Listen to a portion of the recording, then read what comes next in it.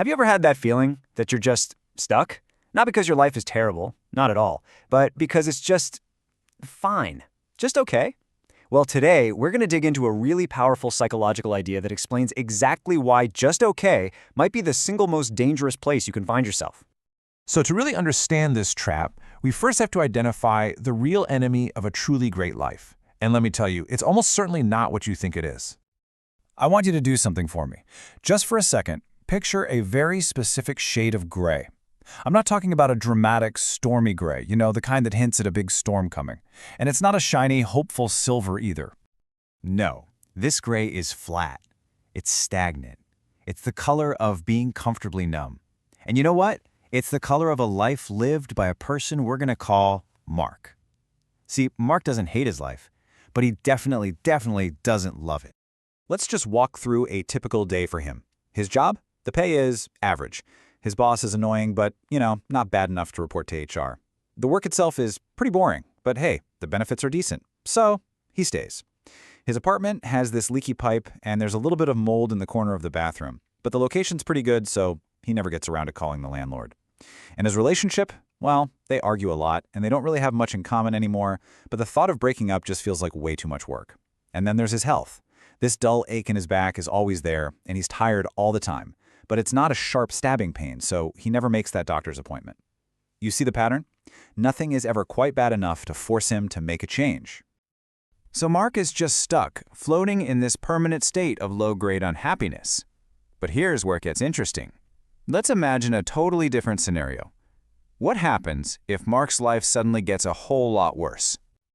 Picture this. His annoying boss fires him. That leaky pipe finally bursts and floods his entire apartment. His relationship completely implodes in a huge fight. And that dull back pain, it gets so bad one day he actually collapses. Sounds like a total disaster, right? But here's the paradox. This is the absolute best thing that could have ever happened to him. Getting fired forces him to finally look for and find a career he's passionate about. The flood means he has to move and he finds a much better place. The breakup opens the door for him to meet someone he truly connects with, his soulmate. And collapsing from the pain, well, that finally pushes him to see a doctor and get his health back on track. And this right here perfectly illustrates the big idea. We're taught to think that bad is the enemy of good, but that's not the whole story. So often, bad is the very thing that pushes us toward great. The real, true enemy of a great life is an okay one. And this whole phenomenon actually has a name. It's called the region beta paradox. So why? Why does this happen?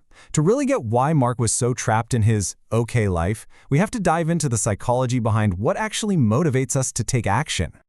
So this idea was introduced by the researcher Daniel Gilbert. And what the region beta paradox basically says is that we human beings are far more likely to take action when things get really intensely bad than when they're just kind of bad. And weirdly enough, this means that worse starting points can often lead to much better endings. Let me give you a super simple analogy that makes this crystal clear. Let's meet Bob. Bob's office is just 1 mile from his house. And since that's so close, he just walks. It takes him about 20 minutes. But the grocery store is 2 miles away. That's twice as far. And because 2 miles feels a little too far to walk, he decides to hop on his bike instead. Riding his bike, he gets there in just 8 minutes. Do you see the paradox? He gets to the destination that is farther away more than twice as fast. Why? Because the greater difficulty, the longer distance, forced him to use a better, more efficient method. That sweet spot where a worse situation triggers a better strategy and leads to a better outcome, that is region beta. Okay, so if we can understand this on a logical level, why on earth do we let ourselves stay in these lukewarm, okay situations? Well, the answer, it turns out, is wired right into our brains. Your brain has this sort of internal gatekeeper, and it runs on a principle called activation energy. See, making a big change takes a lot of energy, both physically and emotionally, so your brain won't sign off on it. It won't release the energy you need unless the pain signal of your current situation is loud enough to cross a certain threshold. Mark's annoying boss and leaky type?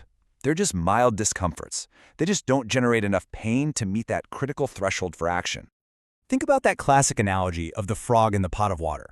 If you drop a frog into a pot of already boiling water, the intense, sharp pain is so overwhelming, it jumps out immediately. That's region beta in action. The pain is high enough to trigger a massive, life-saving response.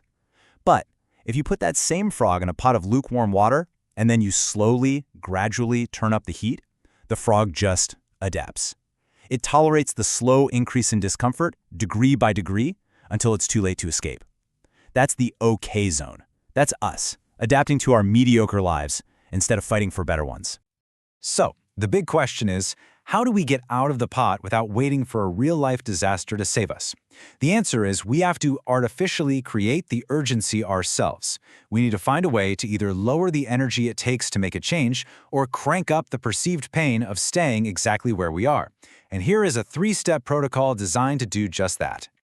This is a framework for hacking the paradox in your own life. First, we're going to conduct a sub-optimal audit to see where you're just settling. Second, we're going to do something called fear setting to make those scary unknowns feel a lot less intimidating. And finally, and this is crucial, we're going to calculate the true long-term cost of doing nothing at all. All right, step 1 is all about radical honesty. It's so easy to tell ourselves, well, it could be worse, right? It's like putting a piece of tape over the check engine light in your car. This step is about ripping that tape right off. So grab a piece of paper, and I want you to rate 3 key areas of your life: your career, your relationships, and your health, on a simple scale of 1 to 10. Now look closely. Anything you rated between a 4 and a 7, that's your danger zone. That is your region beta. Those are the pots where the water is slowly getting warmer. So often, we stay stuck because we have this vague, shadowy fear of the unknown. An exercise called fear setting, which was popularized by Tim Ferriss, is all about dragging that fear out into the light. First, you define the nightmare. What is the absolute worst-case scenario if you quit that mediocre job?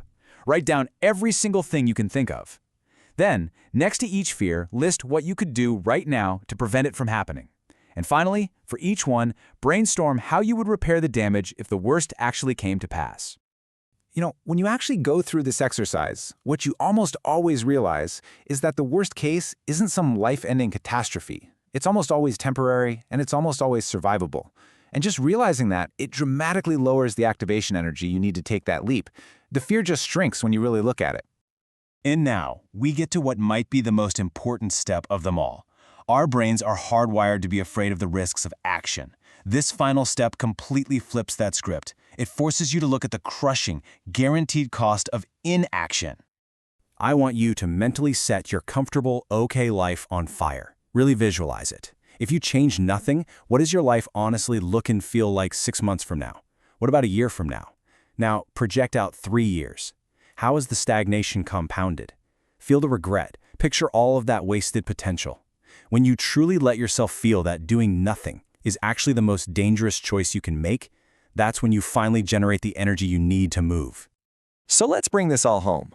When you put it all together, the region beta paradox teaches us a lesson that's pretty harsh, but it's one we all desperately need to hear. It teaches us that comfort is a cage. When things are just okay, we sleepwalk.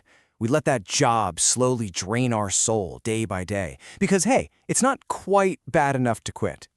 We just passively wait around for some external crisis, a layoff, a breakup, a health scare, to come along and force us to make our lives better. But let me ask you this. What if that crisis never comes? What if you just sit there in that lukewarm water for the rest of your one and only life? That is the real tragedy here. Don't wait for your life to fall apart before you decide to build a better one. Acknowledge your 4 out of 10 situations for what they are. They are not safety. They are a trap. Be the person who jumps.